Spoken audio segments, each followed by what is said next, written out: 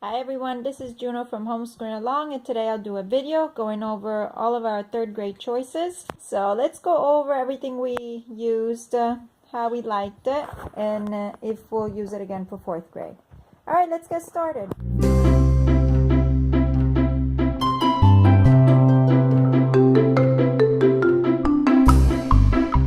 Alright, Matthew C. We love Matthew C. I did a full review on every level from primer through gamma, and you can find that on our website, homeschoolingalong.com. So I'm not going to spend too much time on it. Yes, gamma goes over single and multiple digits. There is something I would like to show you. When it comes to multiple digit multiplications, Matthew C. teaches them with the regrouping method. I have learned my multiplications with the regrouping method in Italy, so this was not too hard for me. It was a little bit hard following the video that Mr. Demi showed, because there was a little bit too much going on, and the way that he placed his number down here was a little confusing to me. So anyway, I do know that a lot of people have trouble with the regrouping, so let me show you step by step how we tackle them. And as you can see, I do not have my child do them on the regular Matthew C. workbook because there are no squares. So my best advice is spend the money, buy a graph paper notebook. These squares are super useful to keep each and every number into the right place value area. All right, so let's start. 3 times 2, 6. There you go. 3 times 2, 6, but we are multiplying with a 10, so the answer is 60. These are numbers that he had to carry over when he added, so that's why you see them here. All right, 3 times 5 is 15, but we are multiplying hundreds, so it's really 15 hundredths. And he writes it right here. See how the squares help each number being in the right place value section?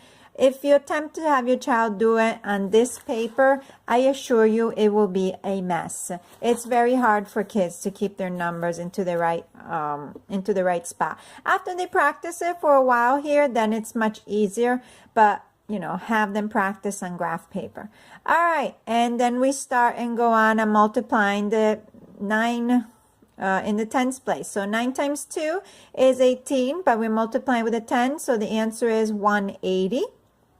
9 times 2 is still 18, but now we're multiplying a 10 with a 10, so we have to add 2 zeros and it becomes 1800. And I'm checking this together with you. I haven't checked his work yet today. Very good, Luca. 1800 right here. And then 9 times 5 is 45. We're multiplying a 10 with 100, so we have to add 3 zeros and makes it 45,000. And here it is. Great job, Luca. And then you go ahead and you add it all. And he only has a 6 here. 6 plus 8 is 14. Carry 1. 5, 6, 7, 7 and 8, 15. Carry 1. 1 and 1, 2, 3 and 5, 8.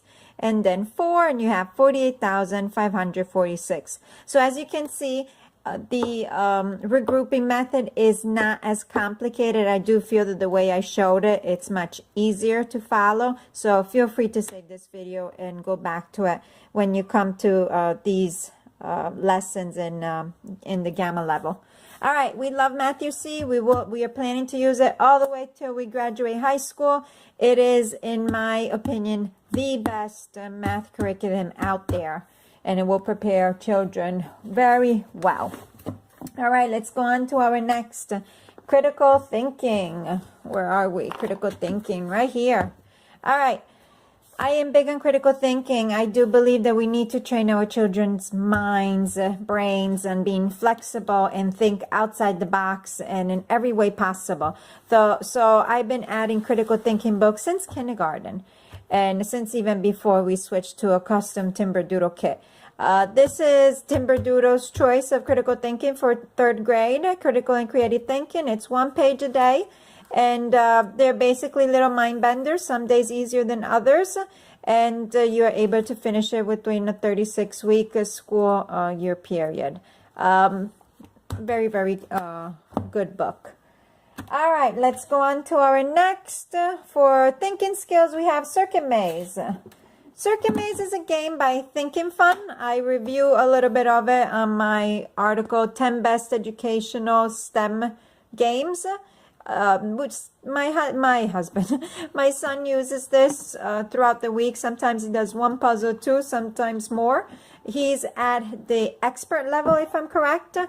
He's been stuck on one of the expert cards for a few days now. All right. Oh, he's on card 49 and there are 60 cards. So he's towards the end. There is a game grid and each card tells you how the game grid needs to be set up. And then it tells you add to grid. What do you need to add to grid? These are the parts that he has. And basically they are colored beacons. They are red, green, and there is in some cards yellow.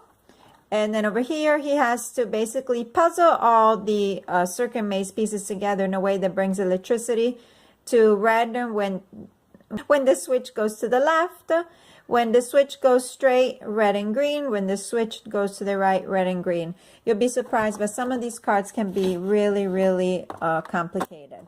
So very good game, again, to help kids use their brain in an unconventional way and help them learn how to think when things are not straightforward. So yes, it's a game, but it helps them throughout many other subjects in school. I am a big believer and promoter of trying to develop as much as we can kids' thinking skills. All right, let's move on to geography skill sharpeners. Geography skill sharpeners, we do it once a week. I have done a full review on this book on our website, again, homeschoolingalong.com. You can find the full review there. I actually have reviewed and compared it to daily geography practice that we used last year, which we really, really liked as well. This is a little bit different. This is very colorful. It's divided in different sections. The first section is the world in spatial terms. Okay. The second section, as you can see, the color changes, places and regions. And then we have the next section, physical system. And we have human systems, environment and society. And the last, the uses of geography. It's a cute book. This is not just geography of the United States. It's geography of around the world. If I had one criticism, I wish that it focused a little bit more on geography and less on children's writing assignments. There is for each section of this book, 1 or 2 writing assignments. And they basically say that it's to help kids develop their creative writing skills. This is geography, so I let my child use it because, of course, I can use him practicing his creative writing skills. However, I would appreciate more each of these pages be a little bit more geography information. That's just in my opinion. Next year, we are going to switch to something different, a little bit more focused on solely geography. And you will find that in my 4th grade lineup review, which will probably come out in the next month. So stay tuned and subscribe. All right. Let's see what comes down next. Our American Heritage right here. All right, this is by Abeka Book. We have used Abeka Book history from 1st grade through 3rd grade. And next year we're moving on to something different. I'm between 2 curriculums. You will find out again when I come out with my 4th grade article. We love Abeka's early grade history. And the 3rd grade in particular, basically it talks about famous people in the U.S. history. It starts from Christopher Columbus and it goes all the way down to Martin Luther King Jr. We do history only once a week. We do not do history. If I had to do history, geography, science every day of the week, I feel like we would never be done with school. So that's why I like Abeka. It is very not intensive.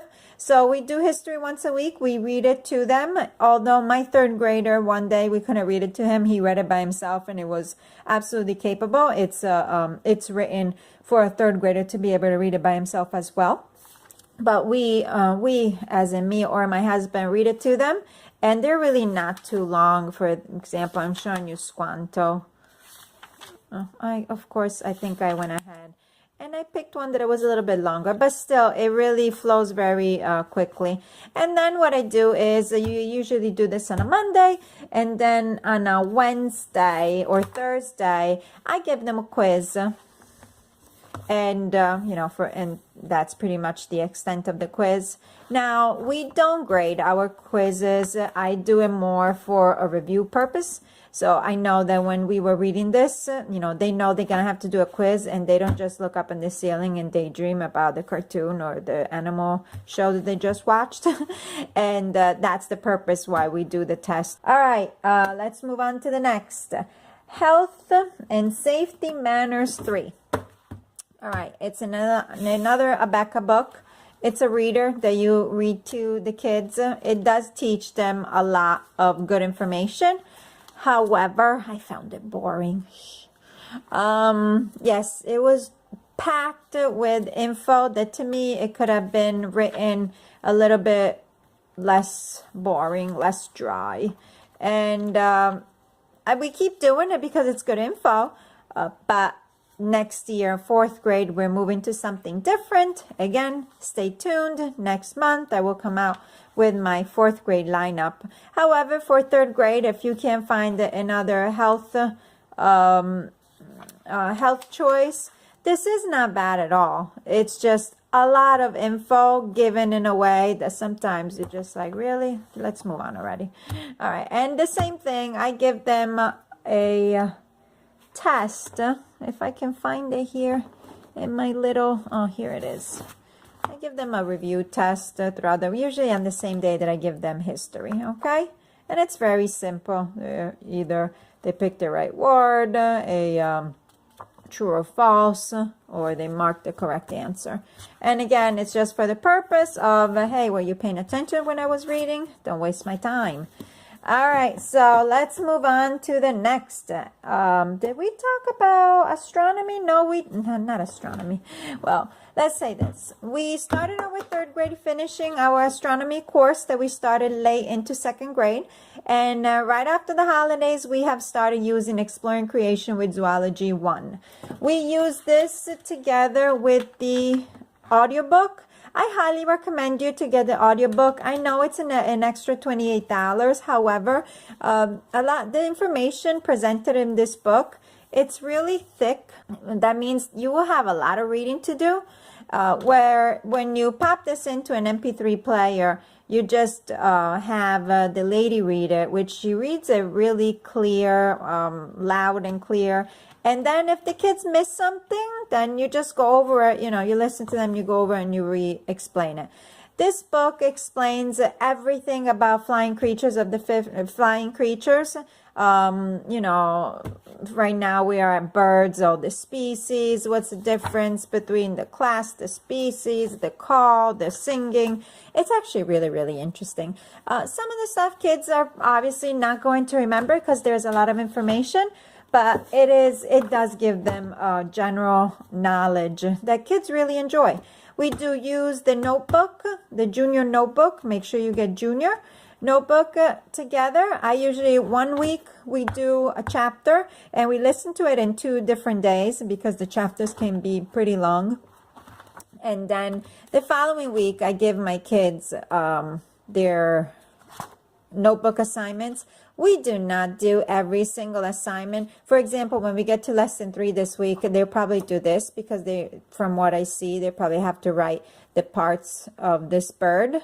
They'll do their mini books right here. I do not have them do copy work, but if you do want to use these as extra copy work, if your child needs it, then you can use it. These are for mini books. All right. And there is coloring pages, which you can use if you have younger children, so they can stay busy while you do their science. And you know, I just do what keeps them interested. Whatever it's boring, in my opinion, if it's boring to me, it's gonna be even more boring to my kids. That's just my philosophy. And I will be posting a schedule of our 1st grade, and I will also be posting our 4th grade lineup. And stay tuned, subscribe, and continue homeschooling along. Bye.